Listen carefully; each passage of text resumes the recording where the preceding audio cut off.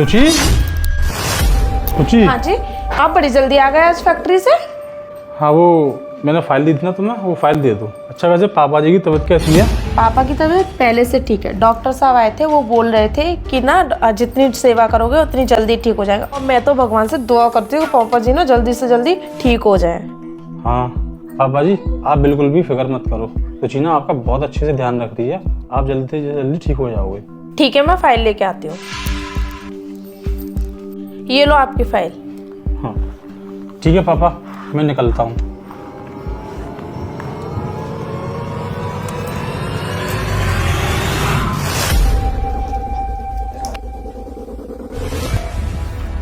अब ना तेरा खेल खत्म, और आज ना इस दुनिया में तेरा आखिरी दिन होगा, समझा? तुझे तो मैं अभी बताती हूँ। रुचि। हाँ? अरे मेरी गाड़ी की चाबी देखी है तुमने? अरे नहीं, मैंने नहीं देखी आपकी गाड़ी की चाबी। चाबी कहाँ गई?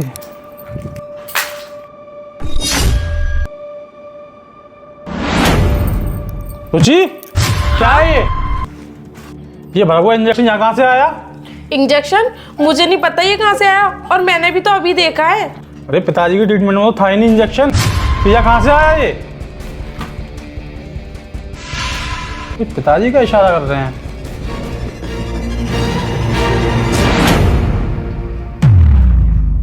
ये दवाइयाँ यहाँ कैसे? किसकी दवाइयाँ हैं ये? मुझे नहीं पता।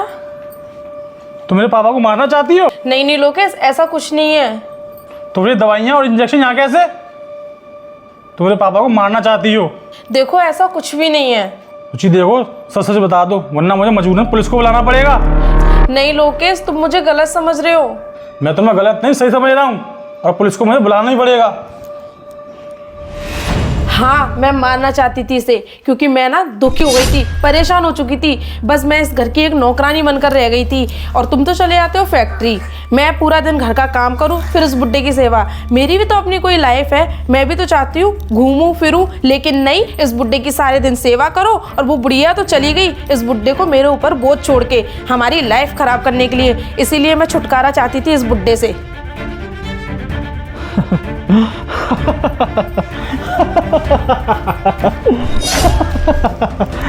क्या हुआ, तुम इतना हंस क्यों रहे हो? क्योंकि तुमने मेरा काम आसान कर दिया। मतलब ये, तुम भी अपनी जिंदगी इस बुड्ढे की वजह से जी नहीं पा रही हो, सारा दिन इसकी सेवा में लगी रहती हो, और मैं भी अपनी ज़िंदगी में ऐश नहीं कर पा रहा हूँ। इस बुड्ढे ने सारा बिजनेस और प्रॉपर्टी अपने नाम कर रखा है, घिर के बैठा हुआ है। इस बुड्ढे को मारना तो मैं भी चाहता था, लेकिन तुम्हारी ये सच्ची बहू वाली सेवा देखकर मैं कुछ कर नहीं पा रहा था कि मैं फंस ना जाऊं।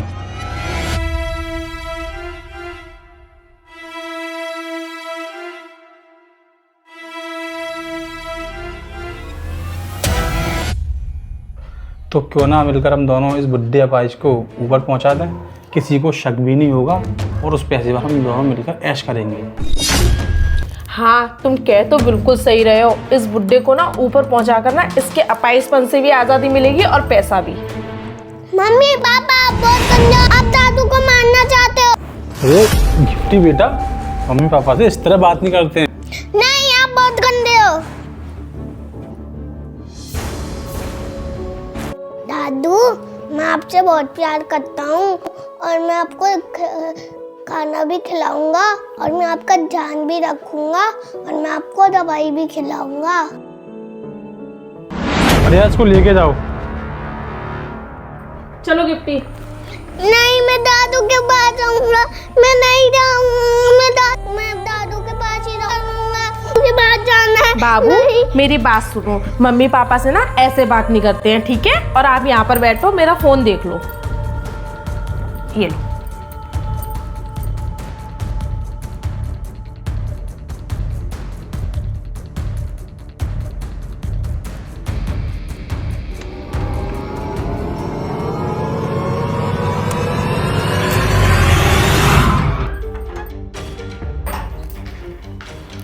क्या बोलती हो, इसका खेल खत्म करें? अरे हम क्यों अपने आंगन देख रहे हैं, और ऐसे तो हम फंस जाएंगे। और वैसे भी मैं इसको ये दवाइयाँ और ये इंजेक्शन दे रही हूँ ना, ये एक स्लो पॉइजन है, और ये इसका आखिरी डोज है। आखिरी डोज? एक काम करती हूँ, चाचू को फोन करती हूँ। चाचू हाँ, इस डोज को लेने के बाद ये सो जाएगा और फिर धीरे धीरे धीरे धीरे इसकी धड़कनें कम होंगी। उसके बाद एक अटैक और इसका खेल खत्म। मेरी प्यारी बीवी जी, जल्दी दो इसको फिर ये आखिरी डोज।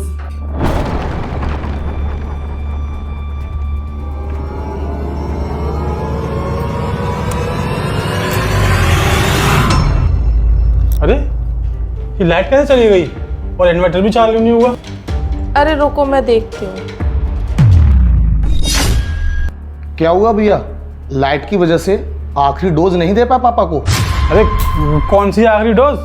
मैंने सब सुन लिया है भैया। आप पापा को मारना चाहते हो? अरे क्या बकवास कर रहा है तू? भैया, पापा इतना बड़ा बोझ बन गए आप दोनों पर कि अपने ऐशो आराम और दौलत प्रॉपर्टी के लिए अपने खुद के ही बाप को मारने जा रहे थे। अरे क्या फालतू बात कर रहा है तू? फालतू नहीं, सब कुछ इन कानों से सुन चुका हूं मैं। अगर गिफ्टी मुझे फोन नहीं करती तो मुझे पता ही नहीं चलता और आप दोनों पापा को मार ही देते। अरे आपको दौलत ही चाहिए थी तो मुझसे बोल देते, मैं पापा के लिए सब कुछ छोड़ देता। मेरी दौलत तो मेरे पापा हैं और इनकी बदौलत ही भैया हम गांव से शहर में आए। हमें पढ़ाया लिखाया, इस काबिल बनाया। इन्हीं की ही परवरिश है जो आज आप इतनी बड़ी फैक्ट्री के मालिक हो और मैं सरकारी ऑफिसर। आप इन्हें मारना चाहते थे? भैया, ये पैसा धन दौलत हम सब कुछ फिर कमा लेंगे, लेकिन पापा हमें दोबारा नहीं मिलेंगे। छोड़िए, आपको समझाने से कोई फायदा नहीं। मैं इस शहर से अपना ट्रांसफर कराकर अपने पापा को अपने साथ ही ले जाऊंगा और वहीं पर इनका इलाज कराऊंगा। अरे भाई, मुझे माफ़ कर दे।